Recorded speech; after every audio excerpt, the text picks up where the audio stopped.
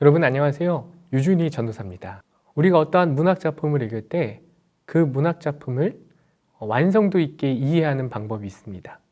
그것은 필자가 살았던 시대적 배경, 그리고 언어, 문화를 정확하게 이해하는 것으로부터 출발을 한다고 저는 생각을 합니다. 예를 들어 볼까요? 여러분 윤동주 서시 아시죠?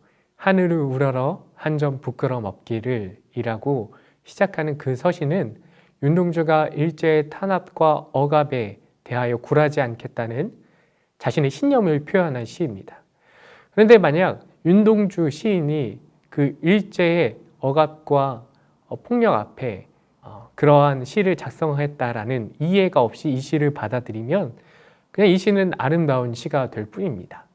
그 시대적 배경, 사회, 그리고 문화를 이해하는 것은 굉장히 중요하죠. 동일하게 성경도 그 성경을 기록한 시대적 배경과 상황과 문화를 이해하는 것은 굉장히 중요합니다. 오늘 함께 말씀을 본 요한복음 5장에 나오는 베데스다도 동일하게 시대적 배경과 상황과 문화를 조금 알아볼 필요가 있습니다. 그 당시 이스라엘을 점령하고 있던 나라는 로마였습니다. 세계 패권을 가지고 있었던 로마는 다른 나라를 점령하면 반드시 하는 일이 있습니다. 첫 번째는 무엇이냐면 바로 도로를 설치하는 것이었습니다. 도로를 설치하게 되면 만약 그 점령한 나라에서 반란이 일어날 경우에 신속히 군대를 보낼 수 있었기 때문에 도로를 설치했고, 지방의 세금을 효율적으로 걷기 위해서, 두 번째로는 자신들이 믿고 있는 로마의 신상들을 설치했습니다. 오늘 성경에 나온 베데스다도 우리가 정확한 이해가 필요합니다. 베데스다는 연못이 아니라 물을 가두어 사용하던 물 저장 창고였어요. 이 물 저장 창고를 베데스다라고 불렀는데 자비의 집이라는 뜻을 가지고 있습니다. 이 베데스다에는 이방 신상을 로마가 설치했었는데 바로 에스클리피우스라는 신상을 설치했습니다. 예수님 당시 미시나라는 기록이 있었는데요. 그곳에서도 베데스다는 이방신을 섬기던 곳이라고 기록을 하고 있습니다. 그리고 얼마 전에 이 에스클리피우스의 신상이 발견되기도 했었죠. 그러니까 베데스다는 깨끗한 문을 가두어 두던 저장 창고, 그리고 그곳에서는 에스클리피우스라는 신상이 세워져 있었던 것입니다. 에스클리피우스는 로마의 신 가운데 의료와 의술을 관장하고 있던 신이었어요. 학자들이 생각하기에는 에스클리피우스 신상이 세워져 있고요, 깨끗한 물이 있다면 이 근처에 병원이 있었을 것이다 라고 이야기하는 것이죠. 환자들이 깨끗한 물로 매일 씻겨야 됐었기 때문에 병원에서 인간의 의술로 도저히 고쳐볼 수 없는 사람들이 이 근처에 자리 잡고 있었던 것이죠. 천사가 가끔씩 한 번씩 이 베데스다 물 저장 창고에 내려와서 물을 움직이면 누구든지 어떤 병을 가지고 있던지 상관하지 않고 제일 처음으로 들어가는 그 사람의 병이 깨끗하게 낫는 거예요. 그러니까 자연스럽게 이 주변에 사람들이, 병자들이 몰려들 수밖에 없었죠.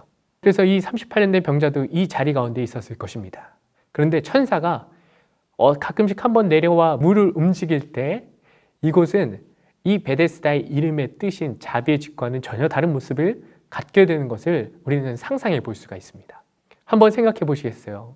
천사가 물을 움직였어요. 누구든 처음 들어가면 몸이 깨끗해져요.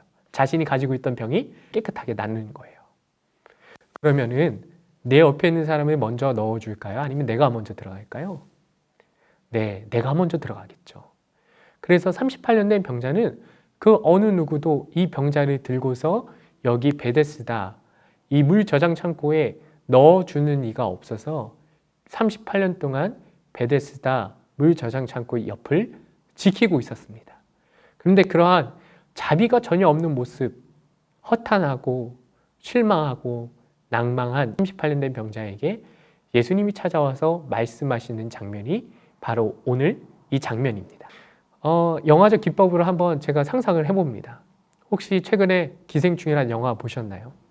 기생충이라는 영화는 선을 사이에 두고 가진 자와 가지지 못한 자들이 나누는 장면이 굉장히 많이 나오기로 유명합니다. 저는 성경의 이 장면을 보면서 기생충의 그 선 기법이 생각났어요. 38년 된 병자를 기점으로 해서 선이 하나 그어진 것 같습니다. 선 반대편에는요, 에스클리피우스 신상과 베데스다, 그리고 자기의 아픔과 어려움을 해결하기 위해서 부단히 노력하고 기회를 엿보는 그러한 상황을 저는 보게 되었고요. 그리고 선 반대편에는 예수님이 오셔서 지금 38년 된 병자에게 이야기하는 장면이 이 장면이 아닐까 생각이 됩니다. 예수님께서 38년 된 병자에게 무엇이라고 말씀하시죠? 내가 낫고자 하느냐 물어보십니다. 그랬더니 38년 된 병자가 나를 베데스다에 넣어줄 사람이 없어서 제가 낫고자 하지만 나을 수가 없습니다 라고 이야기하고 있습니다. 38년 된 병자의 시선은 여전히 에스클리피우스 신상에 있었고요. 베데스다 물 저장고에 있었고요. 그리고 남들하고 치열하게 경쟁해서 그 사람들을 누르고 이겨야만 하는 그런 상황 가운데 시선을 집중시키고 있었던 것입니다. 여러분, 이것이 결코 자비고 하나님의 뜻일 수가 없습니다. 근데 예수님이 이러한 시선을 가졌던 이 38년 된 병자에게 이야기하시는 거예요. 내가 낫고자 하느냐. 우리의 마음 이렇게 병들어 있지는 않을까요? 남들을 짓밟고 남들을 억누르고 내 문제 하나 해결하기 위해서 그렇게 치열하게 생존하며 살아가는 그 상황이, 그 현실이 바로 지금 우리가 처한 상황이 아닙니까? 그렇다면 예수님께서 우리에게 물으실 거예요. 내가 낫고자 하느냐? 여러분, 그런데 그럼에도 불구하고 예수님이 부르심에도 불구하고 여전히 선 너머의 시선이 가 있어서 우리가 나아야 하는 우리의 필요를 어떻게 해결할까 하는 거기에 집중하고 시선을 고정시키고 있지 않습니까? 그렇다면 우리가 잠깐 시선을 들어서 우리를 부르시고 계시는 예수님께 시선을 고정하셨으면 좋겠어요. 예수님이 여러분에게 물어보실 거예요. 내가 낫고자 하느냐? 여러분, 우리가 시선을 돌려 예수님을 향해 봤다면 예수님은 이렇게 말씀하실 거예요. 내 자리를 걷어 이제 일어나 걸어라 말씀하실 거예요. 예수님이 우리를 부르십니다. 그리고 우리가 시선을 고정시키고 있었던 남들이 짓밟고 나의 필요를 위해 살아가는 그 허망하고 허탄한 삶에 시선을 거두고 예수님을 바라볼 때 우리의 마음의 모든 다른 세상의 것 의지했던 그 마음들이 깨끗하게 나음을 얻을 줄로 믿습니다.